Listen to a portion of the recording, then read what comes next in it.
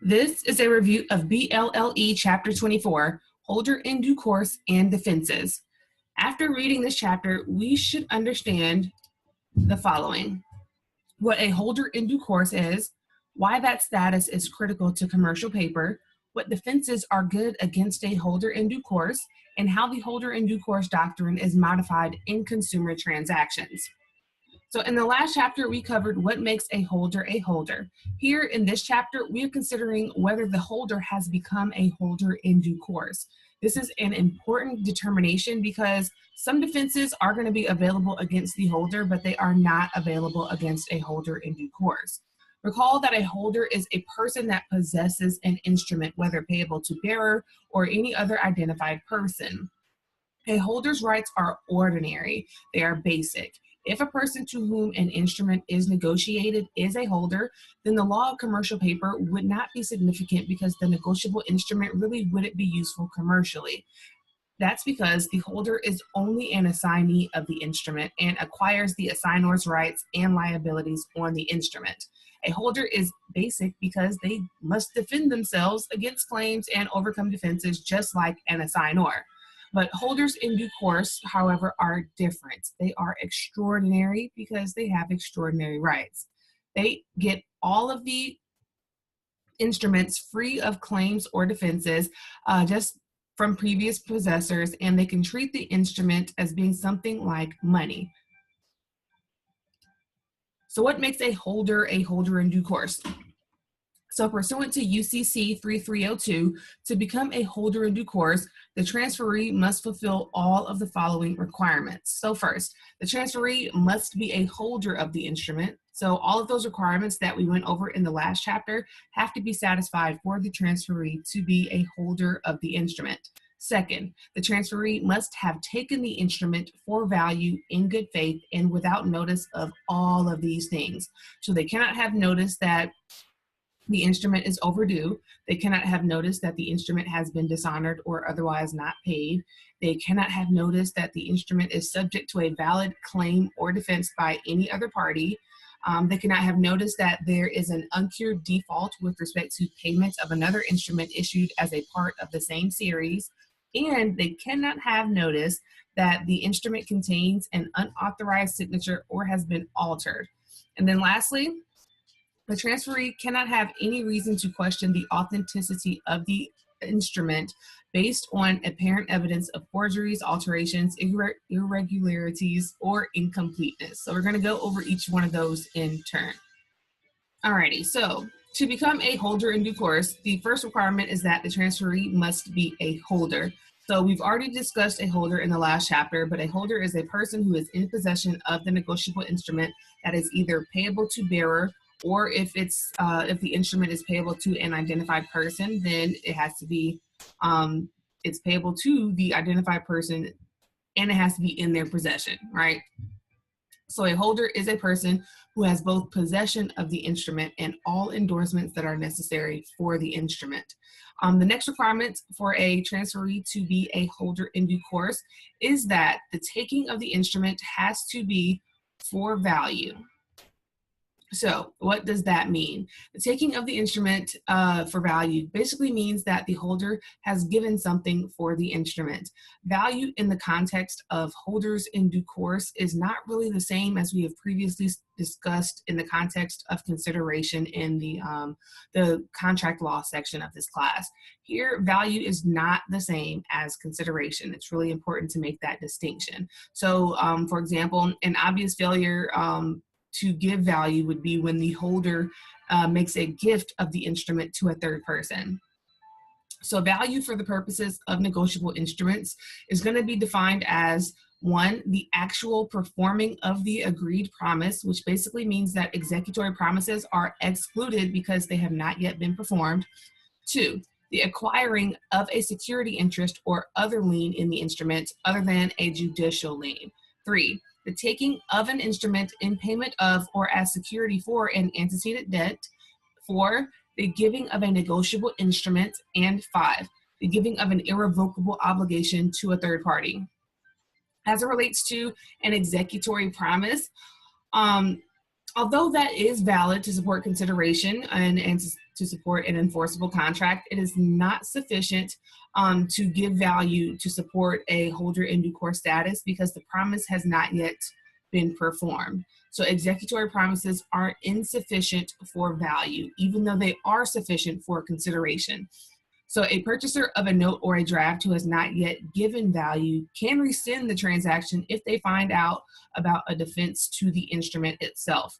A person who has given value, however, cannot rescind the transaction, and in order to recover that value, of course, they're going to get the protection that is accorded to the holder in due course.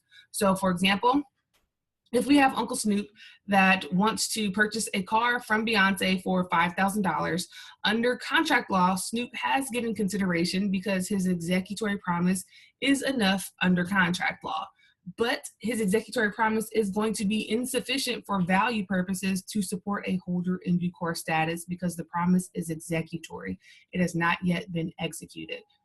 Alrighty, let's add to that example. So here Snoop is still purchasing a vehicle from Beyonce, and here he gives a $5,000 promissory note to purchase the vehicle, and Beyonce negotiates the promissory note to Kevin in exchange for Kevin's promise to tender 100 DVDs deliverable in 30 days. Kevin doesn't deliver the goods, so Beyonce would have a claim against Kevin for $5,000, but Kevin is not a holder in due course because his promise to deliver the goods is still executory. So let's assume further that Uncle Snoop has some type of defense against Beyonce or some reason that he doesn't want to pay on the note. Maybe the car is defective.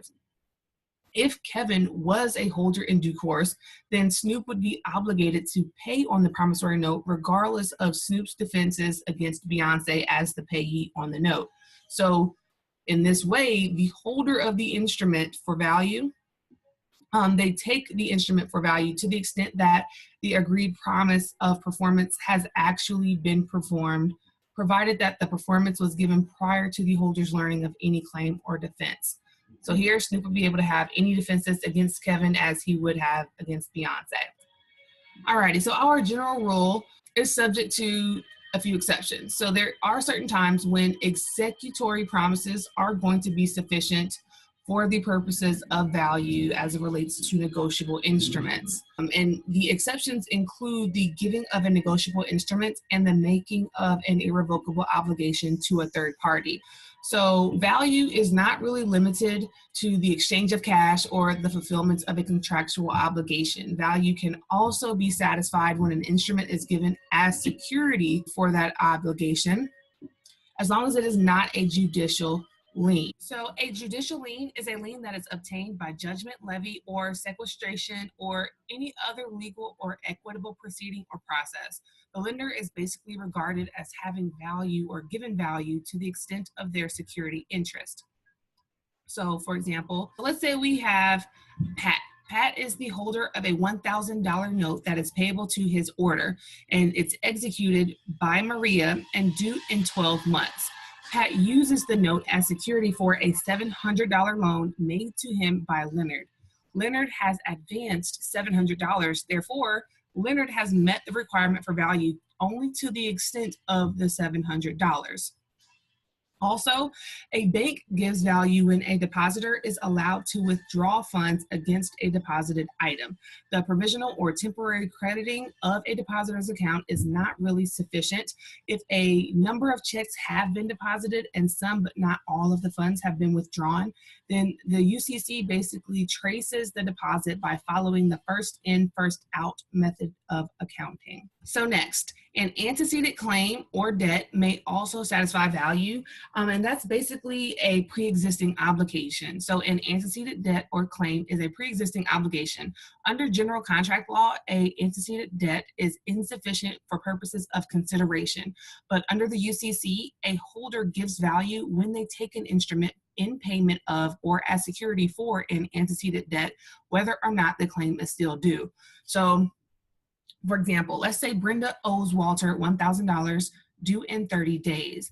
Brenda unexpectedly receives a refund check for $1,000 from the IRS and endorses it to Walter. So Walter is a holder in due course, even though he gave value in the past. Alrighty, the next prong of the taking requirement is that the instrument must be taken in good faith. The UCC defines good faith as honesty in fact and the observance of reasonable commercial standards of fair dealing. So this definition has both a subjective and an objective component.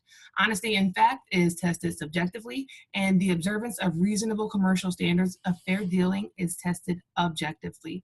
Honesty in fact basically measures good faith by what the purchaser knows or believes and asks whether the individual knew as a factual matter whether the transaction was authorized. The objective component is kind of comparable to the definition of good faith that is applicable to merchants under Article 2, in that it indicates that the requirement of observance of reasonable commercial standards of fairness. The objective test asks whether the individual's actions were consistent with commercially reasonable standards of fairness. Note that the buying of an instrument at a discounted rate or price does not necessarily demonstrate a lack of good faith. Alrighty, let's look at another example. Here we have Serena purchasing rackets from Wilson by issuing a promissory note as payment. Wilson intentionally delivers Serena a defective set of rackets knowing that she will not like them, and then they negotiate the promissory note to Fleet Mechanic in order to pay an outstanding debt to Fleet. Fleet Mechanic does not know about the commercial dealings of the tennis industry or anything about Wilson's fraud. Here, Fleet Mechanic did act in good faith by paying and taking the instrument for value, and they observed reasonable commercial standards of fair dealing. Alrighty, the last requirement for the taking element relates to lack of notice. So notice of any of these matters could alert the purchaser that they may be purchasing a lawsuit, and consequently, they may not be accorded the favored position of a holder in due course. Notice is not limited to a receipt of explicit statements. Notice also includes inferences that a person should have made from the circumstances. So a person has notice of a fact if the person either has actual knowledge of it or has received knowledge or notification of it, or from all of the facts and circumstances known to that person at the time in question has reason to know that it exists. So actual notice or receipt of notice or notification are subjective standards to apply, but the last one is partially objective. So in the last one, the presence of a suspicious circumstance that does not adversely affect the purchaser unless he has reason to recognize them as being suspicious. So because the applicable standard is actual notice or notice received or reason to know, constructive notice through a public filing or recording is not by itself sufficient notice to prevent a person from becoming a holder in due course. To be effective, notice must be received at the time and in the manner that the recipient will have a reasonable opportunity to act on it. So what do they have to have notice of? To become a holder in due course, the holder or purchaser cannot take the instrument with notice that it's overdue, dishonored, forged or altered, or subject to any claim or defense. There we go. So to become a holder in due course, the purchaser has to take the instrument without notice that the instrument is overdue as our first part of the notice set. So this requirement is based on the idea that overdue paper conveys a suspicion that something is wrong with the instrument itself. Time paper is due on its stated date. If the stated date is a business day, or if it's not a business day, then it is due on the next day. Time paper becomes overdue on the day after it is due. So if an instrument is payable on May 1st, a purchaser cannot become a holder in due course by buying that instrument on May 2nd, provided that May 1st was a business day. But if we're dealing with an installment note or of several notes that are issued as a part of the same transaction with successive specified maturity dates, then the purchaser has noticed that the instrument is overdue if they have reason to know that any part of the principal amount is due, or that there is an uncured default in payment of another instrument of the same series. Demand paper, on the other hand, is overdue if the purchaser has noticed that they are taking the instrument on a day after demand has been made or after it has been outstanding for an unreasonably long period of time. As it relates to checks under the UCC, a reasonable time is 90 days after its date. For all other demand instruments, the reasonable period of time varies depending on the facts of the particular case. But in this way, based on the particular situation, the business custom, and other relevant factors, those can be considered when determining whether an instrument is or becomes overdue, because there are really no hard and fast rules on this. Alrighty, so next, the purchaser cannot have noticed that the instrument is dishonored. Dishonored is a refusal to pay or accept an instrument when it becomes due or is otherwise presented to the party who should be paying it. If a transferee has noticed that the instrument has already been dishonored, then they cannot become a holder in due course. So for example, a person who takes an instrument that is stamped NSF, which means insufficient funds, or if it's stamped no account, then they have notice of dishonor and they will not be able to become a holder in due course. Alrighty, the next one for notice is that the purchaser cannot have notice of a claim or a defense against the instrument. Defenses are basically reasons why the would-be obligor would not pay on the instrument. A claim is defined as an assertion of ownership on the instrument. So claims are covered by UCC 3306, and it includes claims of ownership and also claims of property interests or possessory interests in the instrument itself. It includes the claim to a lien or a claim of a person who is in rightful possession of an instrument who has wrongfully been deprived of possession of the instrument. Claims to instrument can be made against thieves or finders or possessors, even with void or voidable title. Also, in many instances, both a defense and a claim will be involved. So for example, if X fraudulently induces Y to make an instrument, then Y has a claim of ownership and a defense against paying the instrument. And then lastly, to be a holder in due course, the purchaser for value cannot have notice of any alterations or unauthorized signatures on the instrument. The last requirement for a holder in due course is that the holder cannot have notice on account of an apparent irregularity. The instrument cannot bear such apparent evidence of forgery or alteration or otherwise be so irregular or incomplete as to call into question the authenticity of the instrument. The word authenticity, as used in the UCC, clarifies the basic idea or premise that the irregularity or the incompleteness must indicate that the instrument may not be what it purports to be. Persons who purchase those instruments with the irregularities will do so at their own peril, and the UCC takes the position that it makes no difference if the holder does not have notice of the irregularity or incompleteness. It only depends on whether the instrument's defect is apparent and whether they should have known or have reason to know of the problem. So I mentioned to you before that as a general rule of thumb, payees are not holders in due course because they are primary parties to the instrument. But there are instances in which payees may become holders in due course. This does not necessarily mean that the payee is automatically a holder in due course, but it does mean that they can become one if they satisfy the requirements for becoming a holder in due course.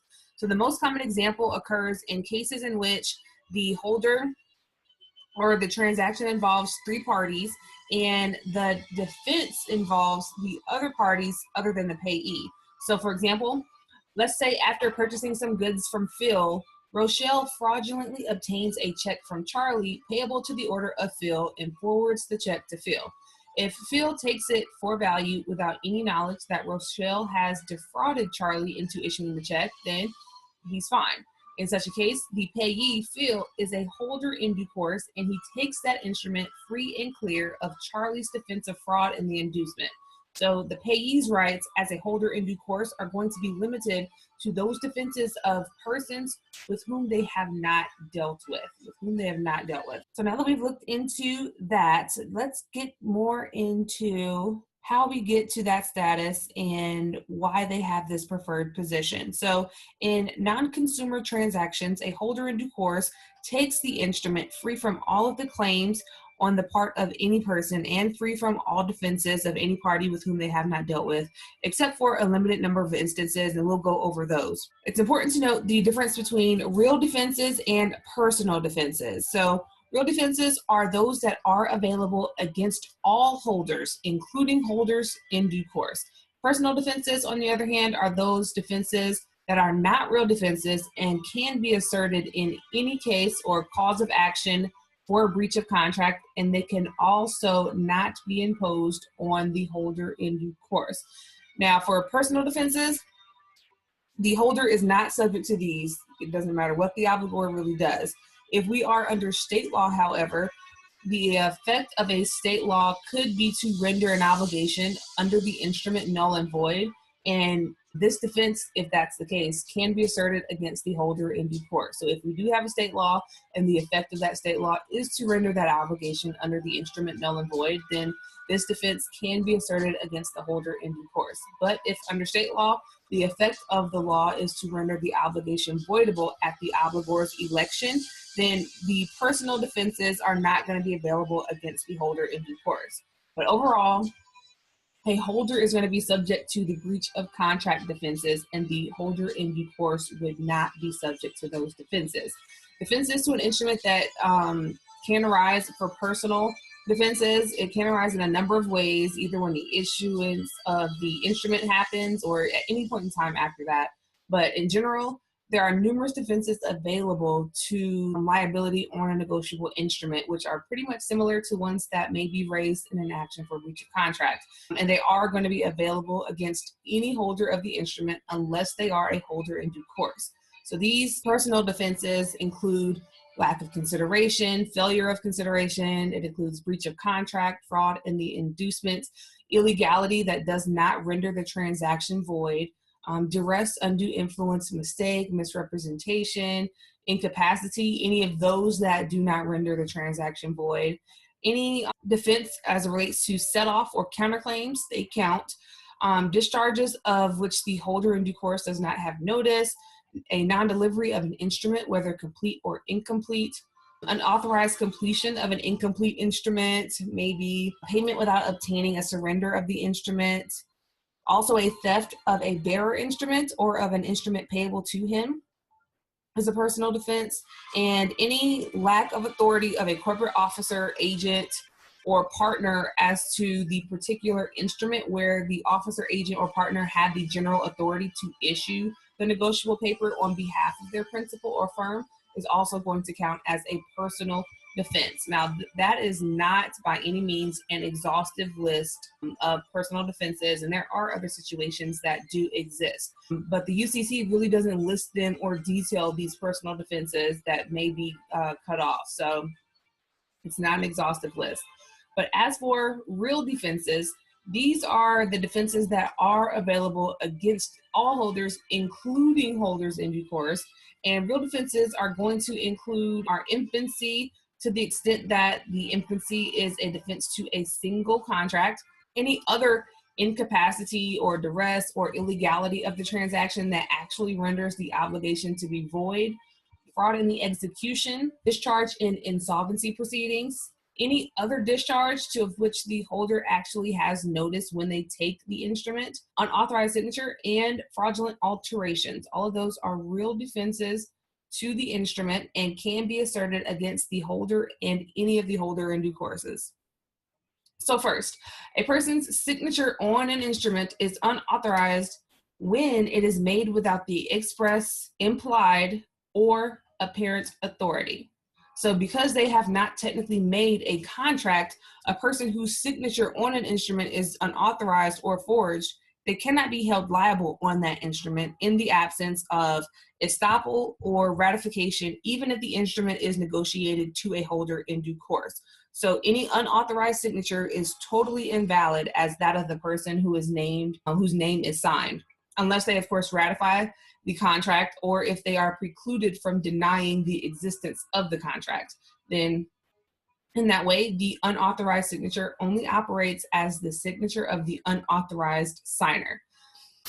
A person could be stopped or prevented from asserting a defense because their conduct in the matter has basically caused a reliance by a third party to his loss or damage. So for example, let's say that Nancy has a son and Nancy's son forges Nancy's name to a check, and then he takes the check to a drawee bank and cashes it. So when the return check reaches Nancy, she learns of the forgery, but rather than subjecting her son to trouble, maybe calling the police and then possibly could include criminal prosecution, Nancy does nothing. So thereafter, Nancy's son continues to forge checks and to cash them at the Drawee Bank. And although the bank may be suspicious of the signature, the fact that Nancy has not complained of what's happening with her account may induce the bank to believe that the signatures are proper. So when Nancy finally decides to compel the bank to credit her account for all of the forged checks, she's not going to succeed because her conduct has essentially stopped her from denying that her son had the authority to sign her name. Alrighty, next we have bankruptcy or any discharge in insolvency proceedings. Those can also be used as a defense against the holder in due course in any action brought on the instrument. Thus, a debtor whose obligation on a negotiable instrument is discharged in bankruptcy proceedings, that debtor is going to be relieved of payment even to a holder in due course. I mean, that is kind of the point of bankruptcy or insolvency proceedings, is to be a relief from debt. As it relates to infancy, all states have firmly established public policy that pretty much protects minors from persons who might want to take advantage of them through their contractual dealings. The UCC does not state when minority or infancy is available as a defense or the conditions under which it may be asserted. But the UCC does provide that minority is a defense that's available against a holder in due course, only to the extent that it is a defense to a contract under the laws of the state involved. In some states, an infant who misrepresents their age is going to be stopped from asserting infancy as a defense to the breach of that contract action. Other states will hold that infancy is not a defense against a holder in due course efforts. So it necessarily depends on the state law. As it relates to alterations, depending on the type, they may be asserted against a holder in due course. An alteration is either an unauthorized change that modifies the obligation of any party to the instrument, or an unauthorized addition to or change to an incomplete instrument concerning the obligation of a party. So alterations that are fraudulent discharges a party whose obligation is affected by the alteration, except where that party assents to or is precluded by their own negligence from raising this defense. All other alterations do not discharge any party, and the instrument may be able to be enforced according to its original terms. So if an instrument has been non-fraudulently altered, then it may be enforced, but only to the extent of its original tenor, i.e. according to its initially written terms. Note that a discharge under the UCC for fraudulent alteration is not effective against a holder in due course who takes the instrument without notice of the alteration. So such as subsequent holder in due course may always enforce the instrument according to its original terms, and in the case of an incomplete instrument, they can enforce it as completed. Note that circumstances that render a contract void are going to be those real defenses that we're talking about that can be asserted against holders in due course. So when the obligation on an instrument originates in such a way that the contract is void or null under the law of the state that we're dealing with, then the UCC authorizes the use of this defense against the holder in due course. And this basically follows from the idea that when the party was never actually obligated, then it is pretty unreasonable to permit an event over which they have no control, which would be the negotiation to a holder in due course, to convert that nullity of an obligation into a valid claim against them. So incapacity, duress, or illegality of the transaction that basically renders the contract void may be asserted against holders in due course. Note that this determination definitely depends on state law that is involved as applied to the facts given in the transaction.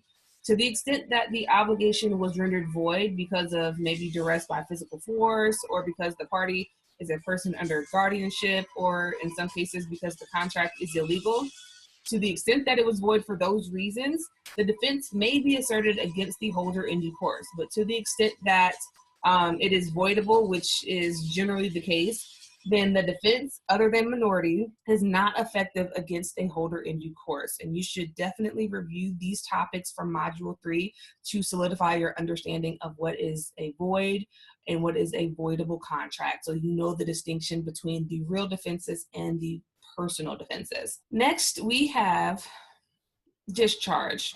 So any holder, including a holder in due course, takes the instrument subject to any discharge of which they did have notice of at the time they took the instrument.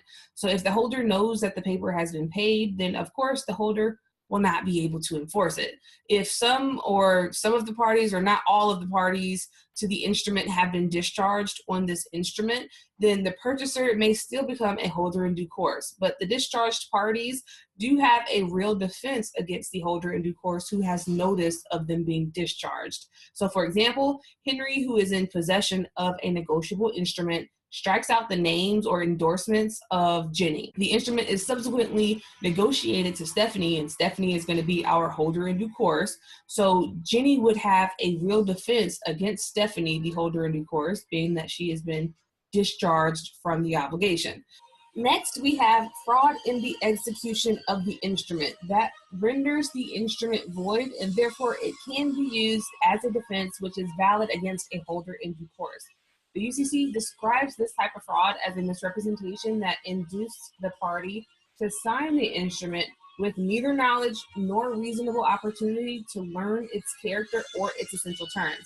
So for example, Frank is asked to sign a receipt and does so without really realizing or having the opportunity of learning that his signature is going on a promissory note that was really cleverly concealed underneath the receipt. So because his signature has been obtained by fraud in the execution, Frank would have a valid defense against a holder in due course. Now, there are certain limitations to holders in due course and what rights they have. So those defenses that we just covered apply in non-consumer transactions, but things work differently when we're dealing with consumer transactions.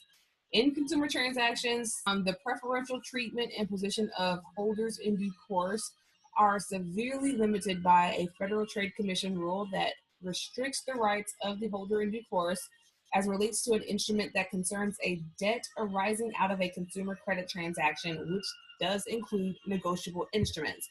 This rule that I'm referring to is called the Preservation of Consumers' Claims and Defenses, and it applies to sellers and lessors of consumer goods, which are goods for personal, household, or family use.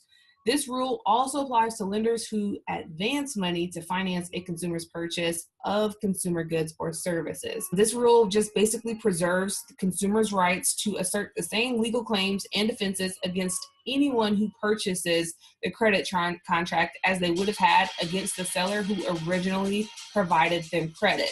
So in effect, consumers have all of the personal defenses against payees and holders in due course when we're dealing with consumer transactions and consumer credit transactions. Now, this concludes our review of this chapter. If you have any questions, as always, you may send me a message in Canvas or just ask me after class.